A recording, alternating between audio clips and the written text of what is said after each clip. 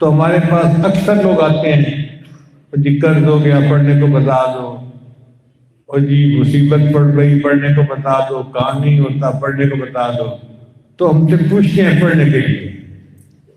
تو مجھے تو لگتا ہے کہ امام بخاری رحمۃ اللہ نے حدیث تسبیح کو اس لیے آخر پر بیان کیا کہ امام بخاری جانتے تھے کہ یہ لڑکے اور لڑکیاں آخری حدیث پڑھنے کے بعد اپنے گھروں کو جائیں گے اور ان کی زندگی کا اگلا فیز شروع ہو جائے گا۔ مثلا لڑکی ہوگی تو اس کی شادی ہوگی اور وہ خامن سسرال کے ساتھ گھر میں زندگی گزارے گی۔ لڑکا ہوگا، اس کی بھی شادی ہوگی مگر یہ اپنا کاروبار بھی کرے گا، کام بھی کرے گا، تو اس کو کمانا بھی پڑے گا، تو ان کو مشکلات پیش آئیں گی۔ تو صاف ہے کہ ان مشکلات میں سے نکلنے کے لیے کوئی وظیفہ ان کو بتانا پڑے گا۔ تو اگر نہ بتایا تو یہ اولیاء والوں کے پیچھے بھاگیں گے اور اولیاء والے ان کا ایمان خراب کریں گے۔ اس لیے میں طلباء اور طالبات کو وظیفہ بتا دیتا ہوں، جب بھی کسی مشکل میں گرفتار ہوں وہ یہ عمل کر لیں گے، اللہ اس کی برکت سے ان کے مشکلوں کو آسان کر دیں گے۔ مثال کے طور پہ ایک لڑکا ہے، اس نے دورہ رزق مکمل ہونے کے بعد کاروبار شروع کیا اور اس کو قدرتاً بہت سارا قرضہ چڑھ گیا سر کے اوپر۔ اب قرضہ اتنا چڑھ گیا کہ اترنے کا کوئی سبیل نظر نہیں آتی، تو وہ پریشان ہے کہ میں قرضے سے کیسے نجات پاؤں۔ یہ ایک لڑکی ہے، اس نے دورہ حدیث کیا، اب گھر گئی، گھر میں اس کے لیے رشتے، اب بچی تو پھنس گئی نا۔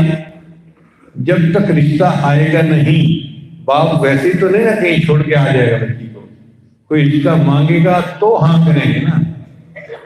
تو اس وقت لڑکی پریشان ہوتی ہے کہ میں کیا کر سکتی ہوں، مجھے بتاؤ میں کچھ پڑھوں۔ تو امام بخاری رحمۃ اللہ نے کہا کہ تم تسبیح زیادہ پڑھنا، اس تسبیح کی برکت سے اللہ تمہارے لیے رشتے بھی جوا دیں گے اور تمہارے لیے نکاح کا ہونا آسان بھی بنا دیں گے۔ چنانچہ اس کی دلیل قرآن مجید سے ملتی ہے۔ پیغمبروں میں سے ایک بڑی شاور پیغمبر کے حضرت یونس علیہ السلام، اللہ کی مشیت سے وہ مچھلی کے پیٹ میں چلے گئے۔ اب جب وہ مچھلی کے پیٹ میں تھے نا تو ان کو باہر نکلنے کا کوئی راستہ نظر نہیں آتا تھا، تو بڑے پریشان تھے کہ میں کیسے باہر نکلوں۔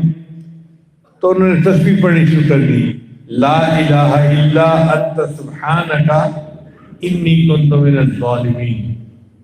یہ چند مرتبہ جب انہوں نے پڑھا تو اللہ نے مچھلی کو حکم دیا کہ مچھلی تم یونس علیہ السلام کو باہر نکال دو اور سمندر کے کنارے پہ ڈال دو۔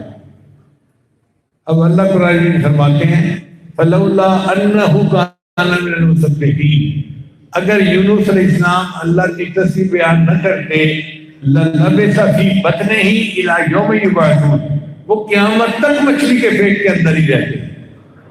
اتنی بڑی مصیبت تھی کہ قیامت تک مچھلی کے پیٹ میں رہنا تھا، مگر تسبیح پڑھنے پر اللہ نے ان کی مصیبت کو آسان کر دیا۔ اسی طرح امام بخاری رحمۃ اللہ نے فرمایا، اے طالب علم تو قرضے کی مچھلی کے پیٹ میں پھنس گیا ہے، نکلنے کی صورت نظر نہیں آتی، تسبیح پڑھ، اللہ قرضے کی مچھلی کے پیٹ سے نکال۔ لڑکیوں کو بتایا کہ دیکھو تمہارے رشتے نہیں آ رہے، تم حالات کی مچھلی کے پیٹ میں کے شادی کریں۔ اب اس حالات کی مچھلی کے پیٹ سے نکلنے کا کیا طریقہ ہے؟ تم اللہ کی تسبیح زیادہ بیان کرو، اللہ تعالیٰ تمہیں اس سے باہر نکال دیں گے، نجات عطا فرما دیں گے۔ اس لیے امام بخاری رحمۃ اللہ نے حدیث تسبیح کو سب سے آخر پر پڑھا کہ اس حدیث تسبیح کو زیادہ پڑھ کے اللہ تعالیٰ ہمیں مصائب و آلام سے محفوظ فرمائے اور ہمارے لیے مختلف مشکلات سے نجات آسان فرمائے۔